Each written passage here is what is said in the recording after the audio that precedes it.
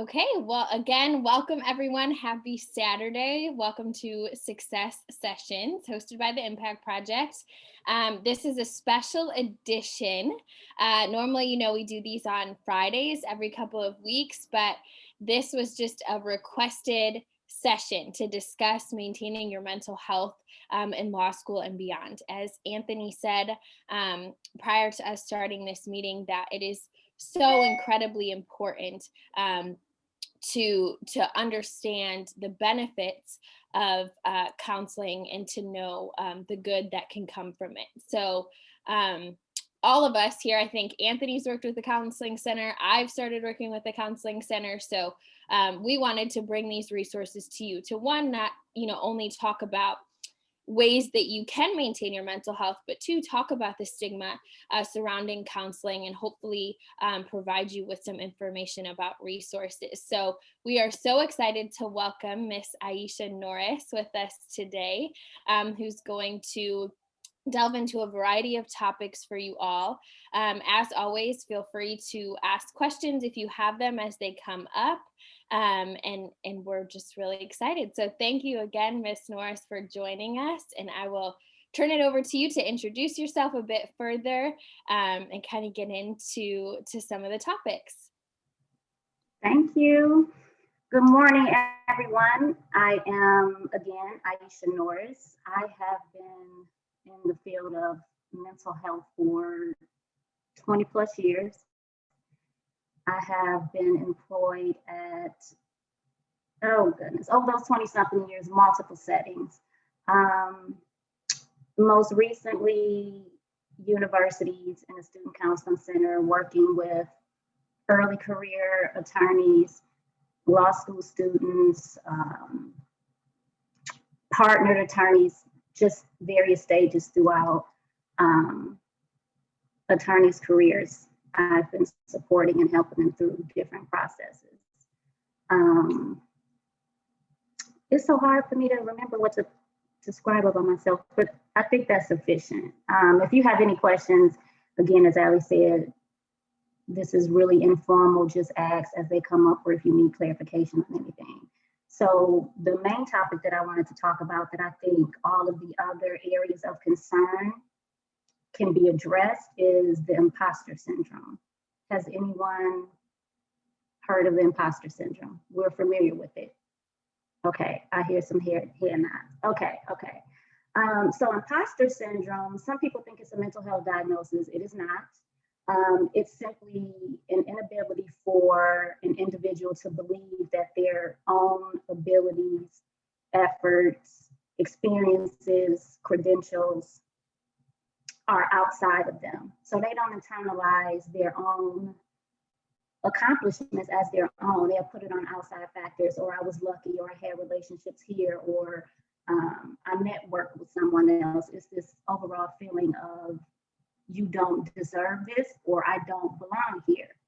So what that looks like in life, in school, in work, it is constantly second guessing ourselves, myself included. Earlier in my career, doing certain things, I just felt out of place. And then sometimes the actual environment contributes to you feeling out of place. It's set up for you to feel out of place. An example of that is going to a PWI. Classmates would ask, what was your SAT score? And I only asked the students of color or the Black students as if we didn't belong in that setting, or assuming our SAT scores were less than theirs. Is an example of how that can look in the school setting, but it also can transfer into work. People asking you personal questions, or just questions that speak to your ability, or if you've accomplished enough to be where you are, to sit at the table, in short. So for law school students, I hear a lot of individuals, they get in this new environment, and let me just start here because I tell everybody this: law school is traumatic to begin with. So So if you come into law school and you already have some barriers, some mental health diagnosis, law school is going to increase the intensity of those. The environment is toxic. There is no other way, softly, that I choose to put on it. It's toxic. So with that being said, it's extremely important to have someone to talk to, peer intervention, a counselor, a friend, someone. But oftentimes we don't do that because we have this image we want to uphold. We have everything together. My scores are better than yours on this test. There's so much involved in that and what that can look like in the classroom. But law school is not set up for you to be anything other than competitive. The workload is unreasonable. It's pressured, and again, it's toxic. There's a sense of what I've learned, and this can also be outside of law school. There's this thing from the elders in the field, and this can also be within individuals' families. I went through it, I did it, I survived, we did it. Therefore, why should it be any easier for you? Well, who's to say how they handled things were the best? And a lot of times they were not. It's what they had to deal with, but that doesn't mean we have to jeopardize our mental health, not have a work-life balance, not have boundaries set in place. So that's a huge component of it, and it's almost what to me sounds like hazing, because they expect you to have the tough skin and do things the way they did, and that's not necessarily the case, nor does it always work.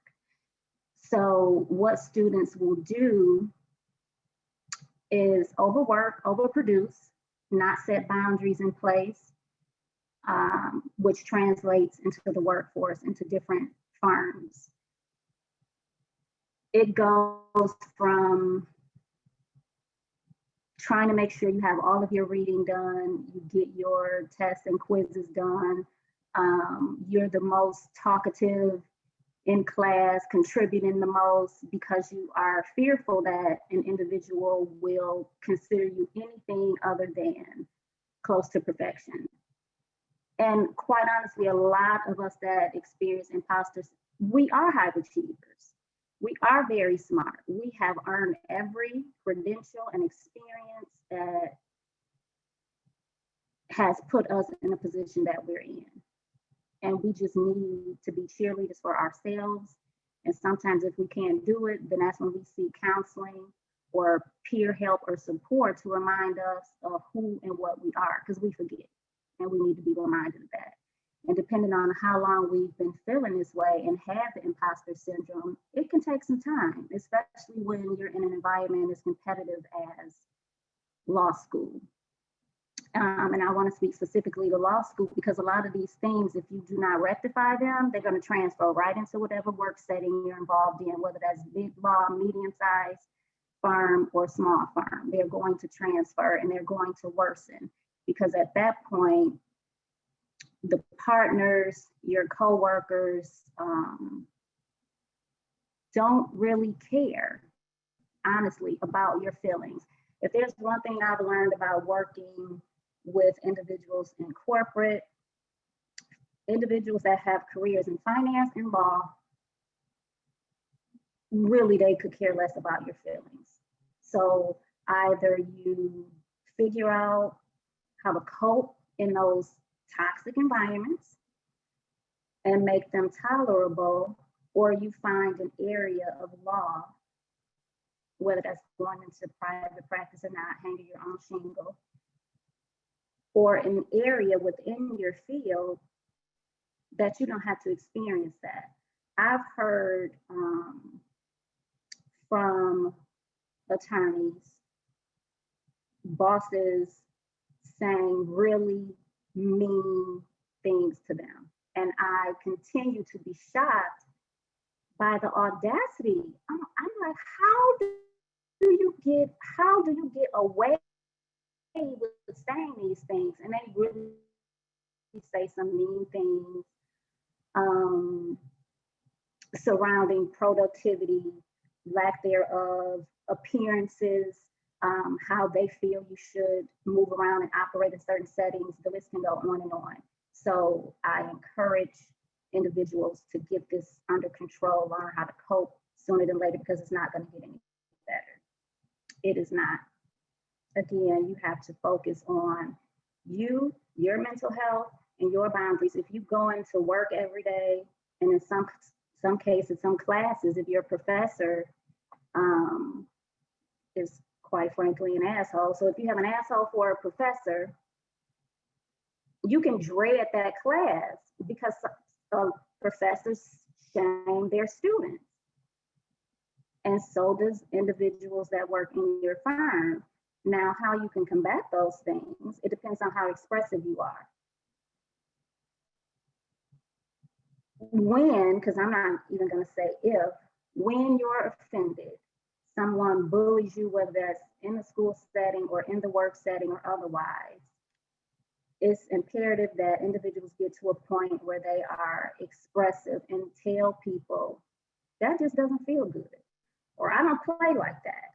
Whatever the case is, the first thing is for you to communicate how you feel to that person who is making you or not making you, contributing to some unpleasant emotions. My husband, for example, he calls it playing. I call it bullying. It could be an occupational hazard. I'm like, let's call a thing a thing. So he makes fun. He will like make fun of me with certain things. And I can very well say, oh my God, I was an idiot. I did X, Y, and Z. But he can't say that. He cannot say, oh, you having a moment where you're acting, you know, whatever. He can't say that to me. I can say it to myself all day, but he can't say that to me. And so with that being said, that's the way he plays and interacts. That's his family dynamics. And again, I don't play like that. So once that communication has been had, then you can go from there and you have the data you need to move forward. It's like, okay, I told this person, it doesn't feel good to me. I don't like when you shame me in front of the class, or I've noticed that I'm not getting the cases that I should be. You're giving them to these other partners. Why? Is it an isolated incident? Is it something that I need to improve on? Is there something I need to start, stop, and continue? Because again, there are cliques. So if you are not in that clique in school or at the firm, then that's going to be a problem, because they can add difficulty to your life if you don't address these things and say, hey, I noticed this. I'm not too sure why I'm getting, you know, all of these, I don't know, some area of law where you're just like, oh, if I get another family law case. But you can feel that you are being targeted for not getting these cases, which therefore makes your productivity less, and you're not meeting your numbers. It's an added level of stress. And I will admit I'm all over the place because there's so much that goes into this in imposter syndrome. So does anyone have clarifying questions or questions? I'll just pose a quick question because I know a lot of our students that come to these events or watch later are first generation students. And there's just this extra level. I mean, you mentioned law school just being a toxic environment as it is.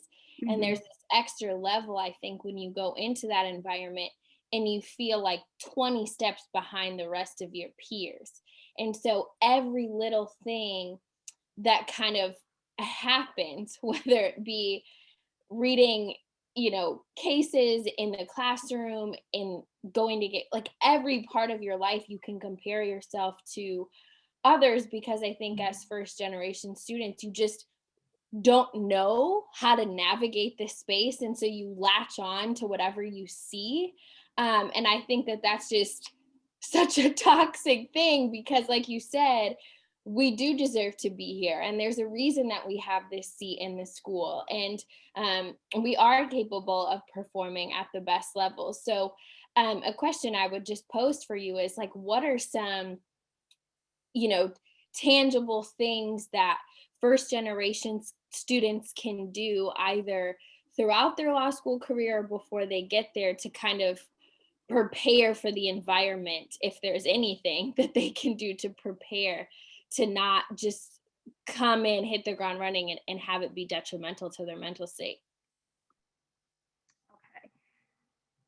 So before entering law school, if there are individuals that you don't know personally, which is the case a lot of times, try to seek out a mentor. Sometimes you just have to stalk these people. Again, I'm gonna keep it transparent. I don't care how many times you got to call, email, be persistent in identifying a mentor. Some people know, some students know in what area law they practice, others they do not. So for students who have an idea of what area law they want to practice, that would be more beneficial to seek out a mentor that is in that line of practice and ask them what are some things that they wish they would have known before they entered law school. Ask them what are some things that help them survive law school. To have very specific questions, because my assumption is you will have a short amount of time or a certain amount of time to get the most information. So be very clear about what it is that you want to know and how they can educate you in these areas. Join associations. I think associations are extremely important. Student associations for that peer support, and just it provides an environment where you know that you are not alone. You are not the only first generation law school student. A lot of times you are not the only student that feels, did I do the right thing? And one of the, it's really unfortunate because so many students and professionals that I see and I hear, they're saying the same thing, but feel so alone when they're not. It's just, you're not communicating with one another about the challenges associated with that. And again, I get it, the environment is not set up that way for you to be like, oh my goodness, this is really hard. These readings are killing me. But the same questions usually that you're having, other individuals are having, we're just not talking about them. Did I make the right decision? All of this reading, I don't feel like I am as smart as another student or picking up as quickly on this material as another student. Some people like, how do, and this would be another question possibly for a mentor. And I've connected my students with mentors that are in different settings to help them because it's needed, and individuals of color and Black professionals, a lot of them know the challenges and the struggles, so they really don't have any difficulty providing for their community in that way, to extend a couple minutes for clarification or questions about anything. So a mentee or a mentor, I'm sorry, is very important, and knowing where to go for resources. Some individuals may need accommodations. A lot of times students don't know that accommodations are there for them. Know your resource department, know your academic advisors. And this is obviously as a 1L when you first get in there. It is very important to establish relationships with the individuals you can that will advocate for you. And that, again, that's the therapist, that is someone inside of your school. Mentors, they can help you write letters, just get a lot of things done. So essentially build your support system when you get there. Seek people out. Individuals do not mind helping when they see you take that first step in the initiative. Because a lot of, students are scared. This is something new, and totally different. And I mean, this could be the first time someone has been in a toxic environment and they're like, what is this? This seems like elementary school, like there's bullying going on, the teachers are shaming, the professors are being inappropriate. I mean, I don't want to talk too badly about it, but let's be clear, it's a toxic environment. So you need the support set in place to help you thrive. What about just the, having the mentors, I think is so important in the counseling services, but could you touch a little bit on the dynamic just amongst your peers and how that can be, it's inherently competitive, right? And so sometimes I think students, I've had, 1Ls and 2Ls, and I know Anthony and TJ could speak to this, who come to us and they're like, I thought we were friends, but I guess not, because something happens. It's just such a competitive environment. And so how do you advise students to cope with situations like that, feeling like, I grasp onto a friend group or study group? I hear that all the time, right? Like you have one study group and then it goes off the rails and you feel poorly about that. And that obviously affects your performance and it just has that sort of domino effect. So how do you tell students to kind of cope with just that feeling like you need to have friends, but also not knowing if they're your real friends in situations of the like? Yeah. So with the study groups, and I may need a little bit more context. So the study groups, are they formed as a result of subject matter, friendship? What's the context, or do you not really know these individuals?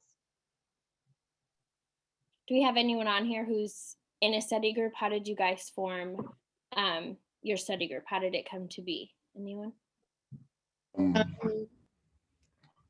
My study group kind of came as like a process of elimination.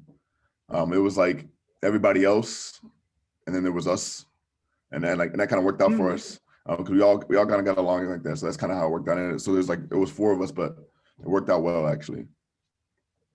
And especially as far as communicating, because it was a small group of us, so it was really easy to communicate. So when you say there was everybody else and then there was us left, our group chat is called Minority, so there's that. Okay.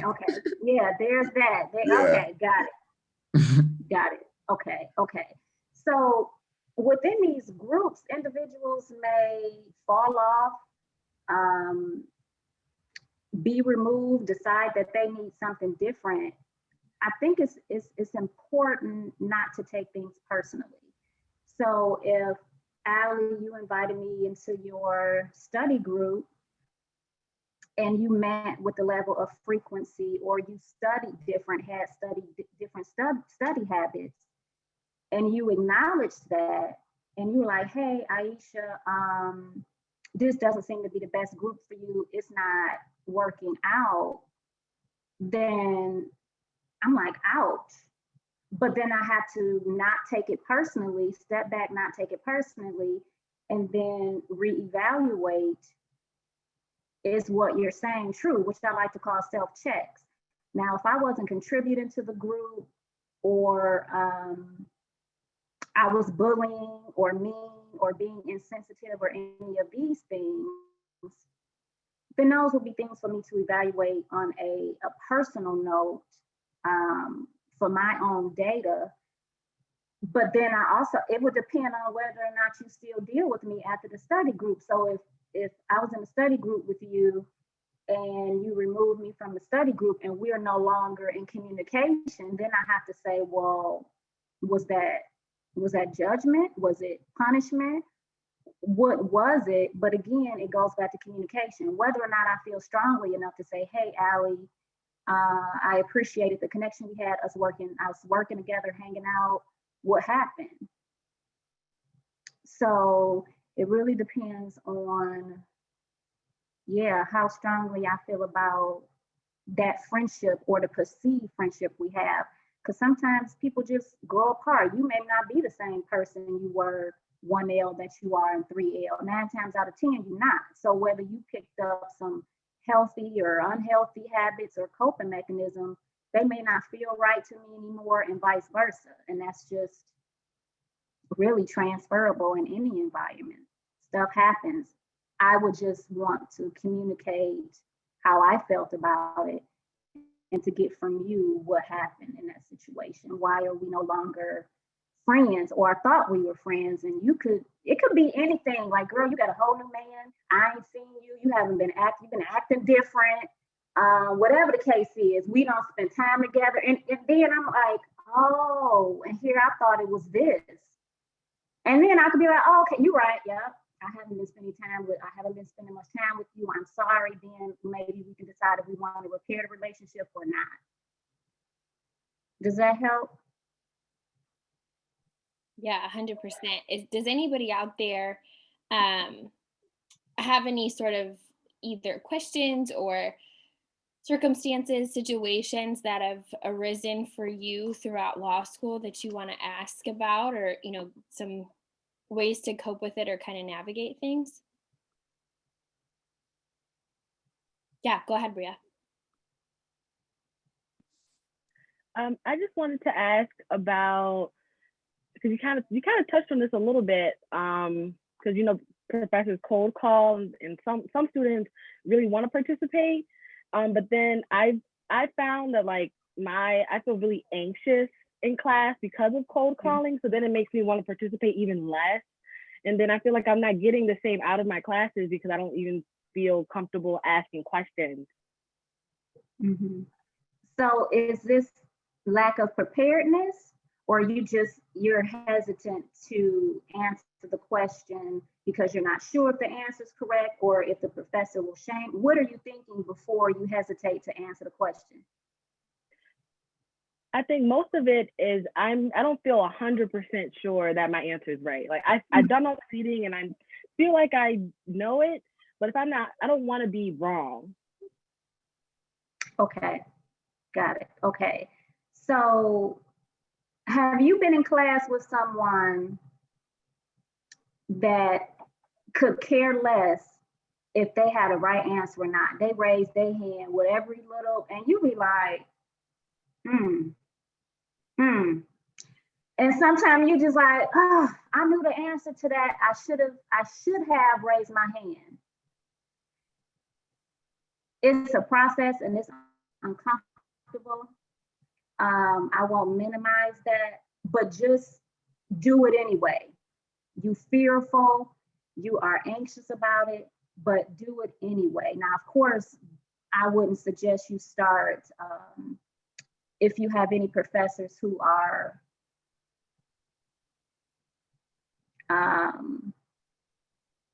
they don't have best practices with students who do not answer the way that they should answer. So start off in a class that you have more comfort in, and maybe you do know the subject matter more, but a lot of times we do know the answers.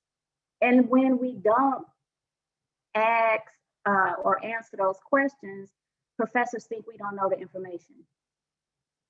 And they build in their head this image of us instead of, well, maybe this person is just an individual who's more introverted and doesn't want to say in front of a lecture class of 90 students on Zoom what the answer is. They assume you don't know the information. And I had to learn that the hard way from a professor, but they assume you don't know the information. And the same translates over into the workforce. So work through the level of discomfort now, because again, it'll show up in board meetings. It'll show up in, whatever capacity when you're at work, and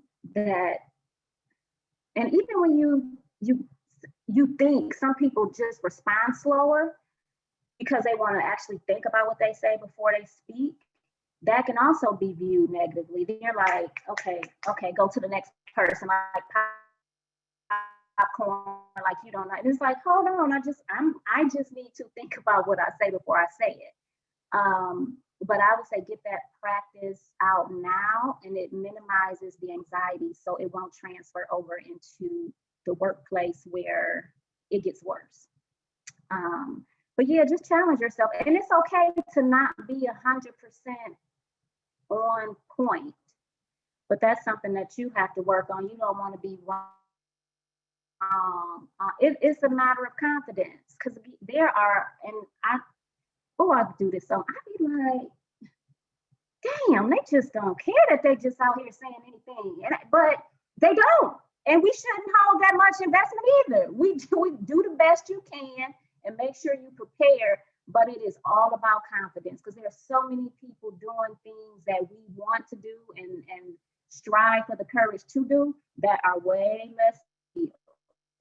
And we know that. We just have to do it anyway with the fear and discomfort. Yeah.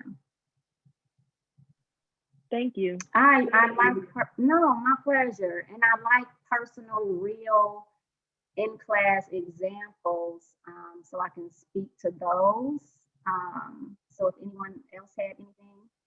We got a question in the chat from someone who is just in a loud area. So she couldn't ask it herself, but she wrote me and said, could you ask about how to place boundaries with friends and family outside of law school who simply do not understand the workload? This is huge. I think we hear this all the time. Yeah. I've struggled with it. I think so many students have, especially when you don't. I think there's two sides to the coin, and Aisha, you touched on, if your family is lawyers, then it's that dynamic of, well, I did it, so you can do it. But on the other side, if they're not, then it's that they just don't understand. And there's, students tend to struggle, and myself included, with setting those boundaries. So how can students go about that, specifically for their friends and family who just don't understand the dynamic and the workload of law school? Real quick, Allie and Aisha, can I just chime in before you answer that on Bria's question? Sure. One of the things you have to remain permanently cognizant of is how much money you're spending on this, right?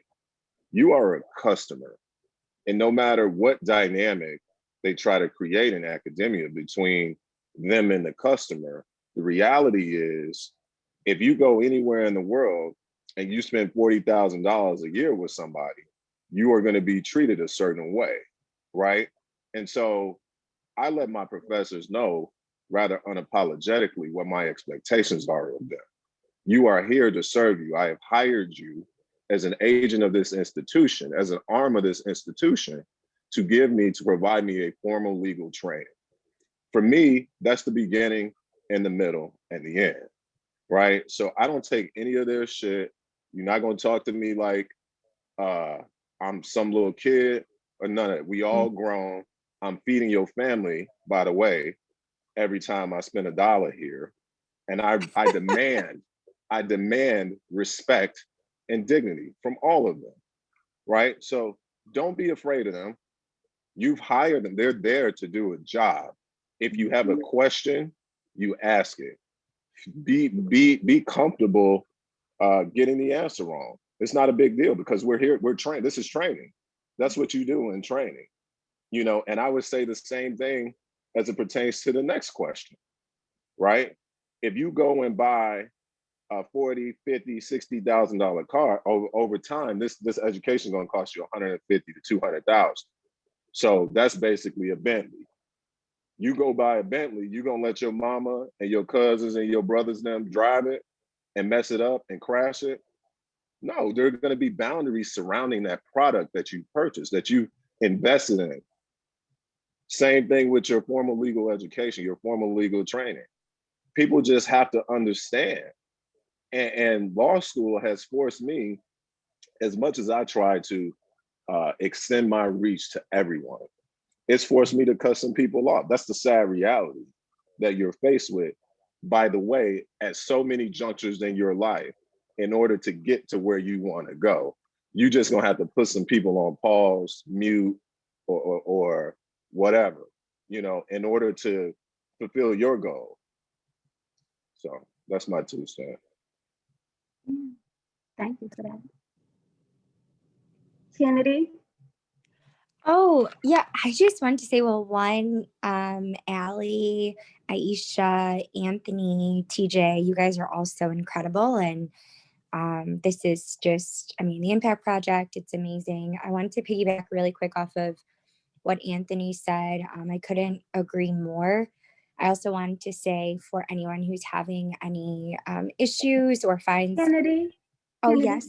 do you want to introduce yourself, or does everyone know? Oh, sorry. Hi, I'm Okay. Kennedy Harris. I just recently graduated from John Marshall Law School in 2020, and I passed the bar, and I currently work at a law firm downtown, a litigation firm. We are, I'd say, a mid-sized firm. So we have 5 different offices, about 170 attorneys. And I just wanted to comment on Anthony's last point, as far as if you have a professor. Oh, and also, just to make this clear, I'm a huge advocate for therapy and self-care. And Aisha, I'm one of the lucky few to go to Aisha as my therapist, and she keeps me sane. So I highly recommend her. She's incredible. Or just seeing someone or talking things out, having a confidant. But to Anthony's point really quick, I just wanted to say, if you ever feel like you have a professor who, you know, maybe just you don't vibe with or doesn't provide you with what you feel like is a conducive learning environment or whatever the case may be, it's just very important to remember that in real life as well, you're going to have situations where you might work for someone or work with someone who you may not find to be the most pleasurable person or experience, and you still are expected to perform and be professional, and vice versa. And so when I've had situations in law school or in real life when I've felt that way, I always try to remember, well, one, in law school specifically, going back to, like I said, to Anthony's point, you're a customer, right? And so if I'm not understanding something, if I'm having an issue, I would go to office hours, right? I would email, I would follow up, like, you're here to help me. And at the end of the day, the bigger picture goal is that I learn this information and that I perform well in this course so that I can then, you know, go on to get the job that I want and do whatever. And so don't allow anyone to distract you from that bigger picture goal. And that tying into real life, you know, if you're working for someone or with someone who you feel like I said, just maybe isn't the best, remember why you're there, what your purpose is, and that whatever, you know, bad energy or whatever it is they're giving to you, don't allow that to affect you or your work product. And I want to ask, I know someone else had a different question, I just don't want to forget. I want to ask Aisha and anyone else, what would you recommend to students as far as when they find themselves like extremely stressed or overwhelmed? Like, what do you think are some healthy ways to kind of make sure that they take care of their mental health? And then, like, a follow-up on that is, because you kind of mentioned this earlier, Aisha, how therapy is kind of stigmatized. I guess one, how would you recommend for students that are very busy, because I know law students are usually busy, like, that they are able to maybe like implement going to therapy? And okay, yeah, I'll just stop there for now, and then I'll ask my other questions later. Okay, thank you, Kennedy, for sharing. Okay, self-care, boundaries question, and then making time. So once an individual prioritizes their self-care and mental well-being, you will make the time. Because a lot of people are unclear of the benefits or how it's going to look or what it would look like, they don't prioritize it until something happens where they're just like, oh my goodness, I can't take this anymore. So they're being reactive instead of proactive. With there are, and again, this comes with understanding and prioritizing. My attorney clients will come on lunch. This is obviously when outside would open. They would come on lunch or before work. They just prioritize it however way they saw fit. A lot of individuals would just put me on their calendar. Work, exercise, Aisha, then work, or however they balanced it. But that's a big thing. When you recognize the importance of something and prioritize it, you'll make the time to do it. And again, that's from attorneys working 12-hour days. You make time to do what you find important and necessary for your mental health and well-being. Because a lot of times during those work days, that you need somebody to vent to, because no one outside of another law school student or someone that works closely with attorneys will understand. They absolutely do not understand. And it's not for them to understand. And with that being said, with setting these boundaries, are they making you feel guilty for not being able to go to the beach or the movies or whatever it is? How are you being negatively impacted by you not doing something somebody else wants you to do? Why is it not enough for you to say, I'm busy and I'm studying, and that be the end of it? There's no explanation. I'm busy and I'm studying. So that's a whole nother dynamic if you have to further explain and elaborate to someone about why it is that you're taking your $40,000 education extremely seriously, because I have reading to do. You don't have time, and it's a matter of being firm, and it definitely takes practice, because some of us do not like telling individuals no, or I'm not available. But there's 5 ways to say no. Okay, no, I have a commitment. Well, I won't go down that route, because I get real passionate about my clients and my attorneys. I'm just advocating, like, stop with the madness. But as far as the self-care, some people have to explore what makes them feel enjoyment. Just, I personally do aromatherapy. I like candles. There are so many little things that you can do for yourself. But again, you have to make the time to do it. And it may cause for an extremely long day, but your mental health needs it. Your well-being needs it. It's important, whether that's getting up earlier, taking a long bath, a hot shower, walking, getting fresh air, get a pet if you're able to. They are absolutely very therapeutic. But of course, as law school students, well, we're virtual, because I was about to say, as law school students, you may not be able to give it the care and attention that you need, but we're at home now. Talking to individuals, I would even say unplugging is a huge form of self-care.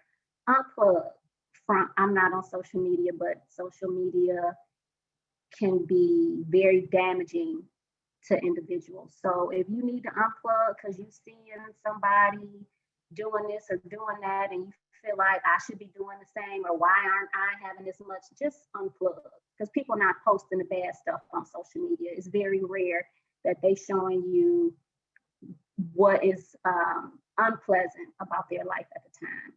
Unplugging is important. Figuring out what you want to do, whether that's crafts. A lot of us had things that we enjoyed doing pre-law school, pre-adult, and all these responsibilities, whether that could be knitting, crafting, skating, taking rides. You have the time, not the time, but you have to make the time to figure out what will work for you. Where do you get your energy from? Is that from being alone reading a book, or is that from socializing and being around family and friends?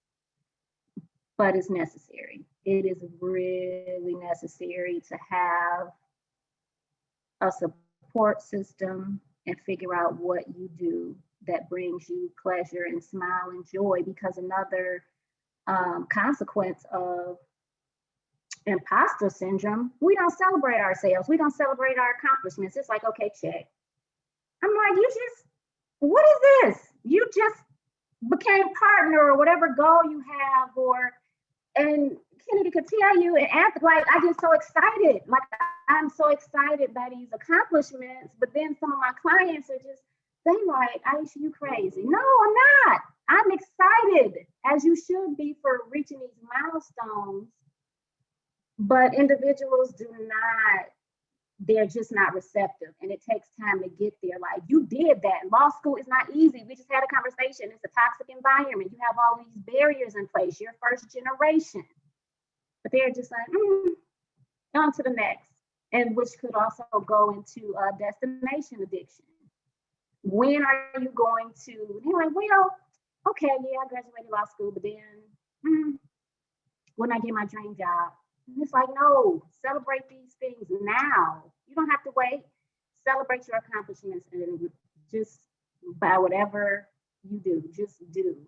But yeah, that's also a huge thing with individuals with imposter syndrome. The accomplishments are not celebrated.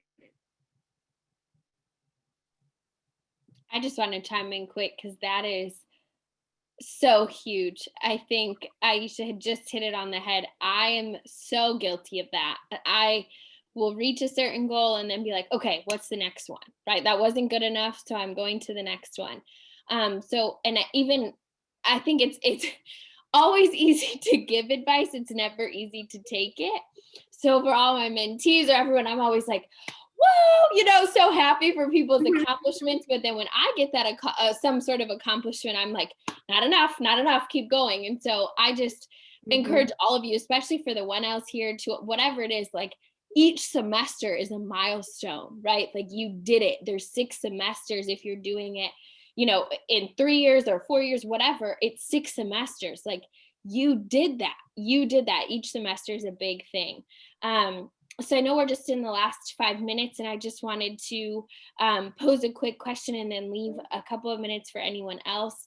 I know Kennedy's on here. I will tell y'all, Kennedy is the reason that I went to therapy, probably because she was tired of hearing me. So she was like, Allie, I really think you should go. But that was really just probably because she was like, if this girl don't shut up and stop coming to me. Shut up, Allie. All these things. But I don't think everyone on here has met Kennedy. I just want to say she's a superstar. And so connect with her. And then same with Anthony, who gave such incredible advice. If you guys haven't connected with those two, I like connect with them right now, because they're just so special and so helpful. But Aisha, I just wanted to pose to you how students can go about finding mental health resources and counseling. I think, for me, I had never even heard of counseling resources till I got to law school, which is really sad. But then I didn't really know where to look. It's obviously stigmatized. And I think there's this idea of like, well, it costs too much money, so I can't go. And so how can law students specifically find the resources in order to make it a part of their routine? Well, specifically for students in Illinois, and I'll get to you, Bria, in Michigan, free services are available at the Lawyer Assistance Program. If individuals are familiar with that, those are free services. Again, excellent because of the understanding, peer support. They offer group, individual, and family therapy for individuals who have family members who are attorneys and they're dealing with whatever challenges they are. So outside of the Lawyer Assistance Program, there are directories that students can go to and find a therapist. Now, when you go on these different directories like Psychology Today, there's Therapy for Black Men, there's Therapy for Black Girls, I'm sorry, therapy for Black girls, therapy for Black men, specifically for the Black community. Psychology today is probably the biggest though, for diversity. So when you look on those particular directories, you want to look for an individual who takes sliding fee scales if you're uninsured. The sliding fee scales are, well, they vary depending on the therapist and then the financial situation of the student, how much they're able to pay or not pay. And I'm not sure, Bria, if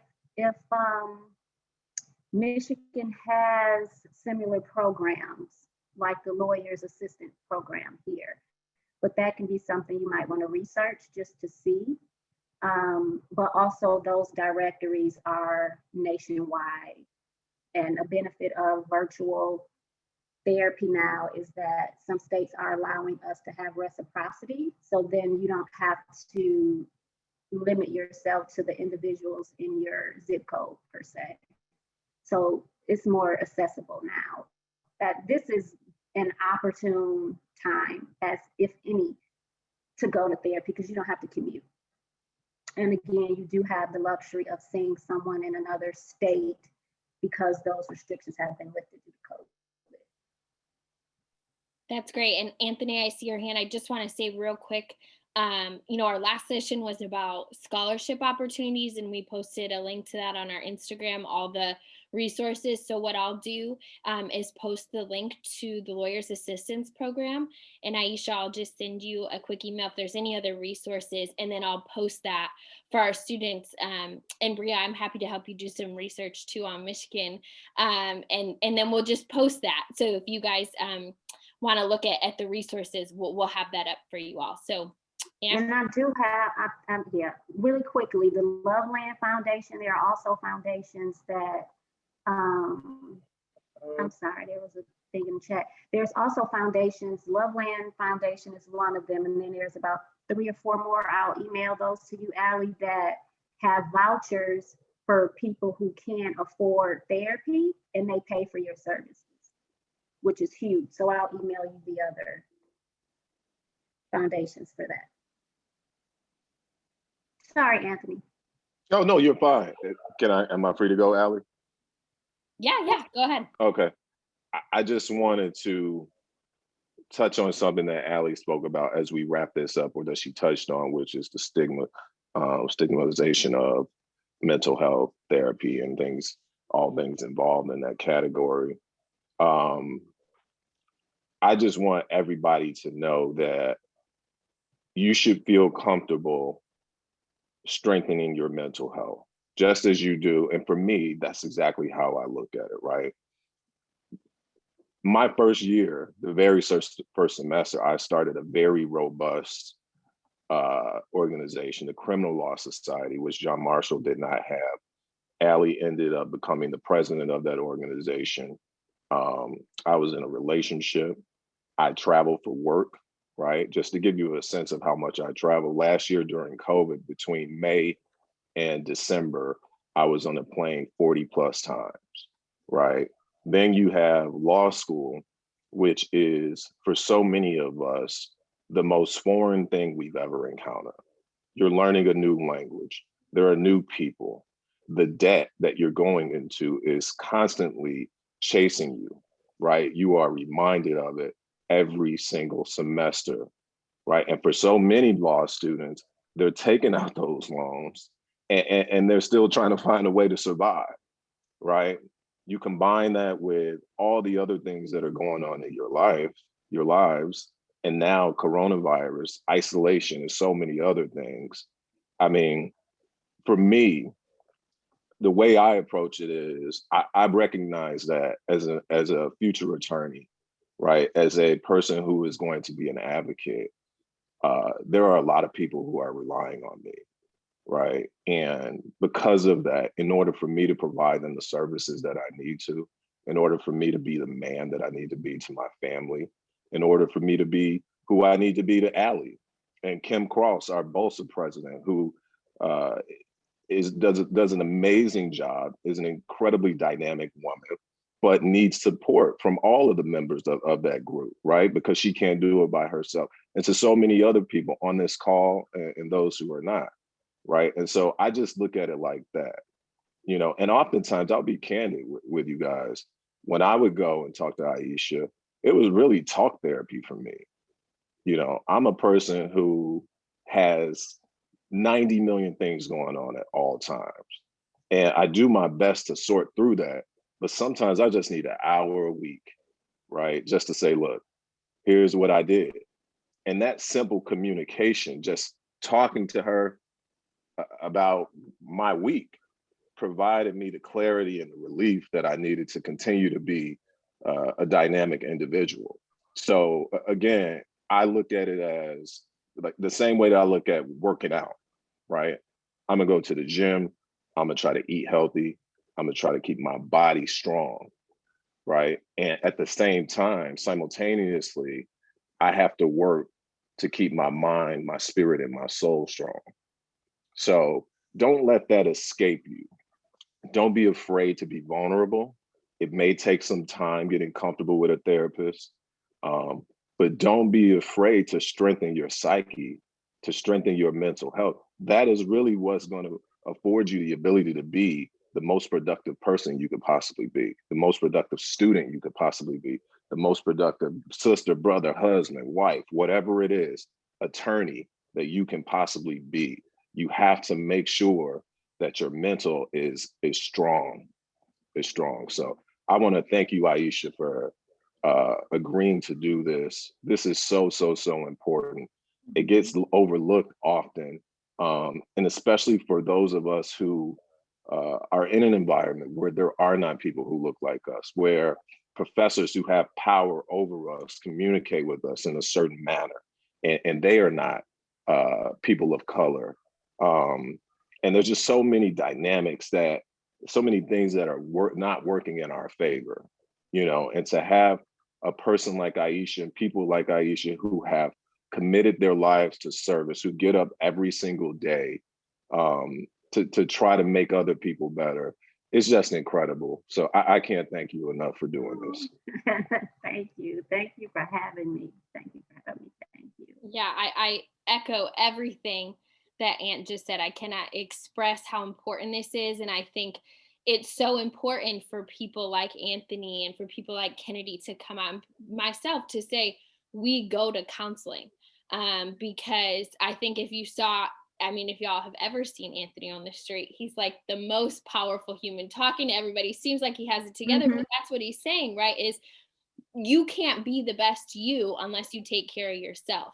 And so going to counseling was one of the best things I ever did. I can't help others. I can't be a good friend to Aunt. I can't be a good friend to Kennedy. I can't be a mentor. I can't be a good law student if I'm not taking care of myself. So I encourage you all to check out the resources. I'm going to post them all. I'll be in contact with Aisha so we can get a good list going and post them. And, you know, just a thing too about, you know, the law school part is stressful, but don't, you know, I hope that you all can make this a part of your life, because even when I was, you know, working, that's a whole different kind of stress, right? And law school, it's a lot. And so I struggled a lot when I was a public defender, because that took such a toll on me, working with those communities of incarcerated men and women, that it just took a toll, right? And I felt like I took that home with me. So it is just, it's so important. And I hope you all do that. I see Kennedy has her hand raised, so I want to give her a moment. And again, if you want to watch this back, we'll be posting it to our YouTube, and I'll be posting the resources as well. So Ken? I literally just wanted to say really quick, you and Anthony, I mean, you laid it out. You, Anthony, Aisha, you guys are so incredible. Thank you for this. I wanted to just say really quick, I think of mental health kind of like when, you know, you're on an airplane, right? And they tell you, yes, before COVID, they would always say, if something happens, you have to put your mask on first before you can help someone else with their mask.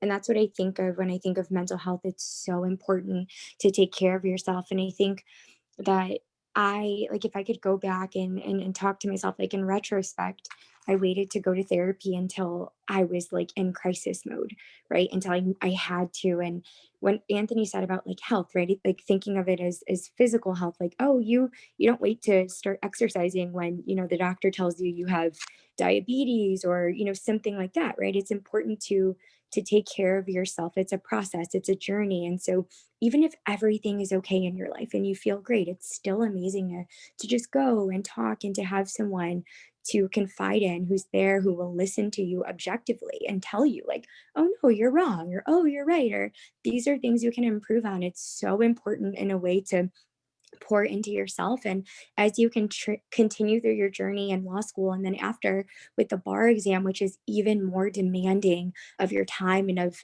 just everything that you bring, it's important to take care of yourself, you know. And so I just really want to emphasize that.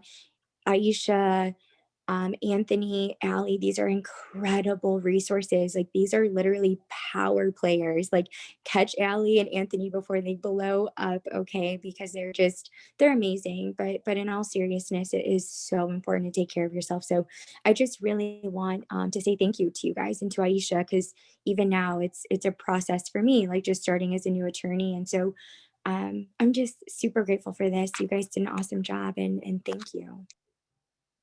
Thank you, Kennedy.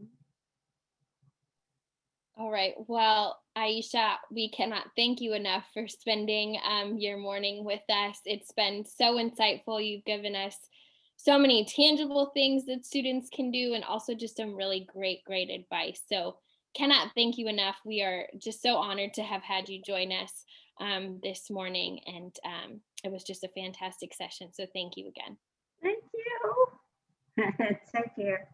All right. Well, again, everyone, I'm going to post the resources. I'll be in touch with Aisha so we can get a good list. We'll post them. And, you know, Aisha touched on the power of mentors and things. And you know that Anthony, TJ, and I are here for you all in any way that we can be, and help you guys in the right direction to make a positive impact, hence the Impact Project. So thank you all for coming. A fantastic session.